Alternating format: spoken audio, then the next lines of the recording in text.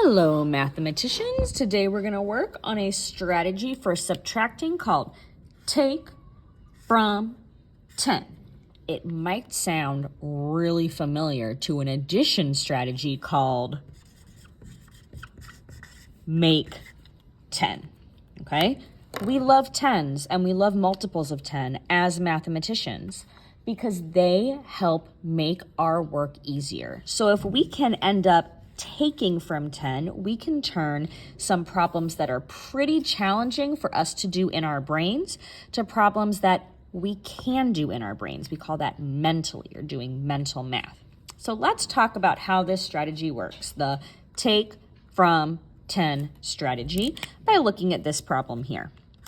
25 minus 9. Now there are lots of ways I can solve this problem. I can put up 9 fingers and I can start at 25 and I can count back.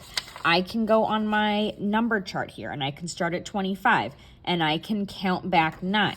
But the problem with counting on our fingers and counting on our number line is, or our number chart, is when we start getting really big numbers like 259 minus 189 or something like that. That would be a lot of counting and a lot of hopping on this number chart. And those numbers aren't even on here.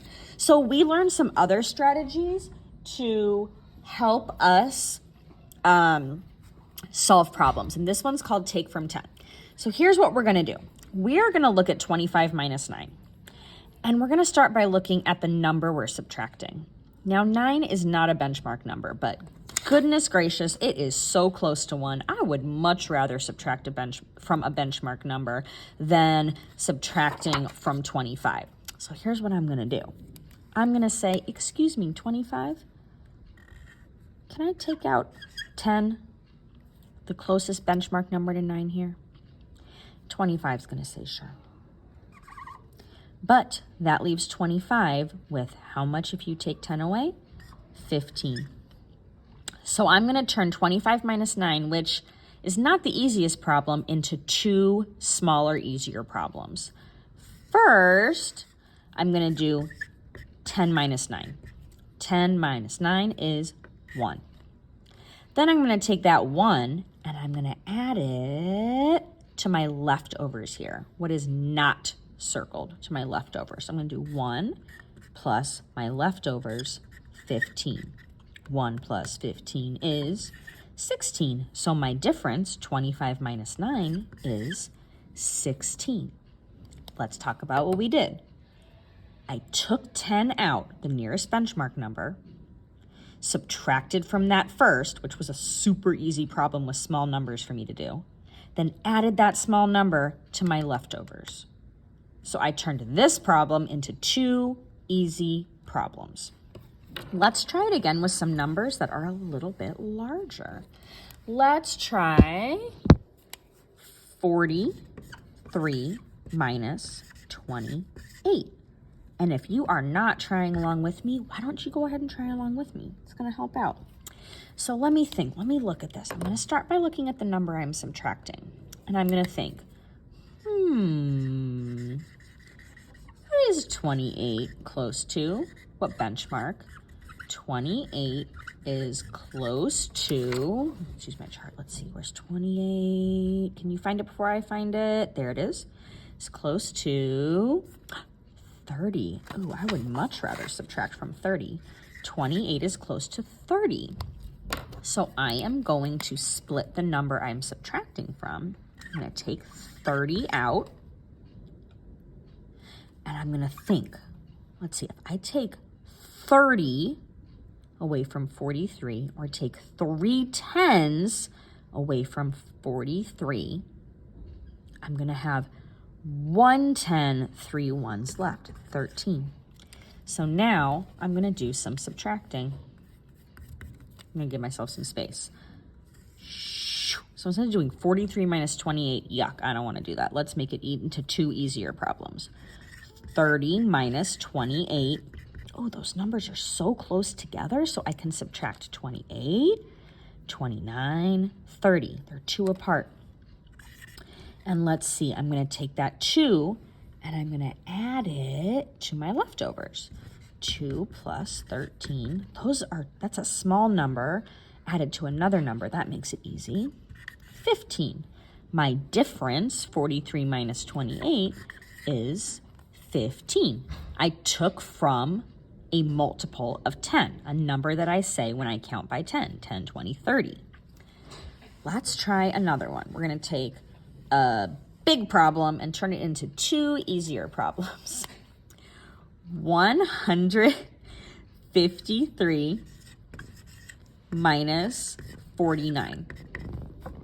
Okay, for the take from 10 strategy, I'm going to start by looking at this number here and I'm going to think, 49 is close to a benchmark number. It's close to 50. So I am going to, instead of taking from 153, I'm going to take from 50.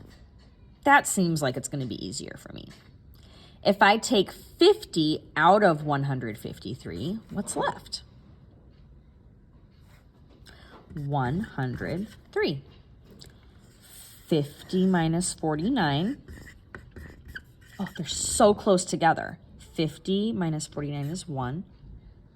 I'm going to take that plus my leftovers. 1 plus 103. Oh, those are small, so that makes it easy. 104. The difference between 153 and 49 is 104. Let's try one more. Let's do 181 minus 99. Okay, I'm going to start. I'm going to think. Okay, 99. What's close to 99? 100. 100 is also a multiple from 10. I can take from 10. I can also take from 100. Oops. So I'm going to take 100 out. If I take 100 out of 181, I have 81 left. I'm going to do 100 minus 99 is 1. And then I add 1 plus my leftovers. 1 plus 81 is 82. My difference between 181 minus 99 is 82. Why don't you try using the take from 10 strategy to solve a few? Try 182 minus 68. Try 125 minus 99.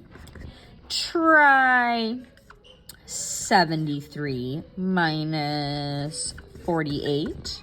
Try 73 minus 39. If you can solve those problems using the take from 10 strategy, you are a take from 10 or take from 100 rock star. All right, nice work.